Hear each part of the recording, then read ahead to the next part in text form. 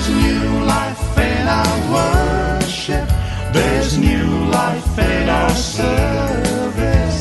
The Spirit of the Lord has Good morning, viewers. Welcome to my brief devotion titled Fresh Bread. And I do hope that it makes an impact in your life as you begin a new day in Christ. William Carey was a pioneer missionary from England to North India over 200 years ago. He established the first Christian university in India, translated the Bible into many local languages, and became later the father of missions. The people of India were so taken up by his exemplary missionary efforts that they arranged a dinner in his honor. Some other British gentlemen were also invited. Seeing how Mr. Carey was being honored, one English gentleman became jealous and whispered to an Indian gentleman across the dining table, "I knew William Carey in England. He was only a shoemaker." Overhearing this comment, Carey gently said, "Excuse me, sir, I was not a shoemaker. I was only a cobbler." It is very hard to stay humble and simple in life when we have achieved something noteworthy.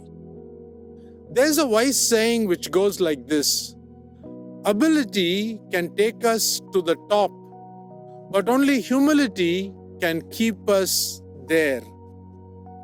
When our strong opinions and delicate sentiments are being disturbed, that's when our humility is really put to the test.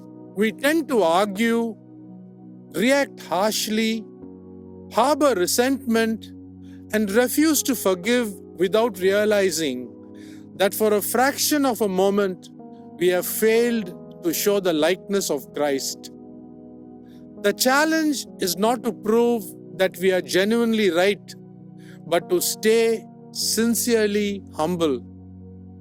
Let us try to show less of ourselves and more of God to this self-centered society. On his deathbed, Carey called out to a missionary friend, "Dr. Duff, you have been speaking about Dr. Carey. When I am gone, say nothing about Dr. Carey. Speak about Dr. Carey's God."